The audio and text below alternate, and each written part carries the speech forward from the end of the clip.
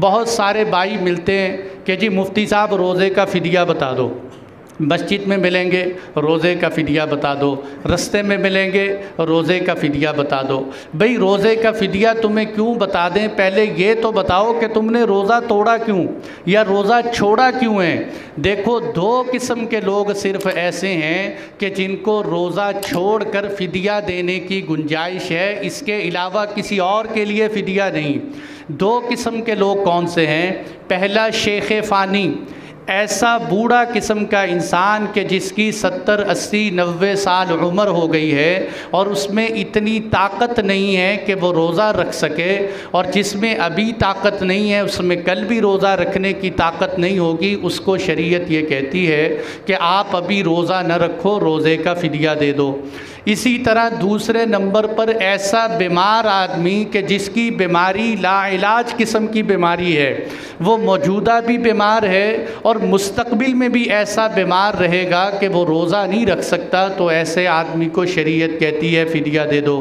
جیسے کینسر کا مریض ہے یا ہیپاٹائٹس کا ایسا مریض ہے کہ اس کی ہیپاٹائٹس آخری سٹیج پر پہنچی ہوئی ہے، یا ڈائلائسس کا مریض ہے کہ اس کے گردے واش ہو رہے ہیں، تو اس قسم کے بیماروں کو شریعت اجازت دیتی ہے کہ آپ روزے کے بدلے میں فدیہ دے دو۔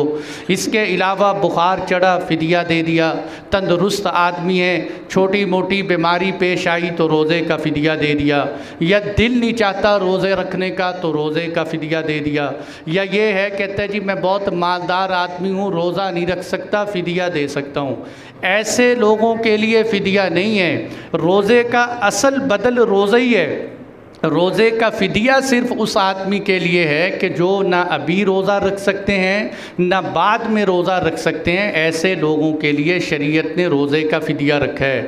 اور روزے کا فدیہ کیا ہے؟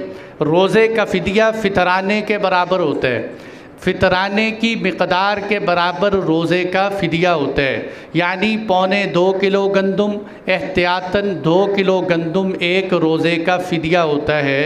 تو انسان ایسے مریض کے جو مستقبل میں بھی تندرست نہ ہو سکتے ہوں، یا گھر میں ایسے بوڑھے والدین کے جو نہ ابھی روزہ رکھتے ہیں نہ مستقبل میں رکھ سکتے ہیں، تو ان کی طرف سے گندم یا گندم کے پیسے دے سکتا ہے، یہ روزے کا فدیہ ہے۔ اور اس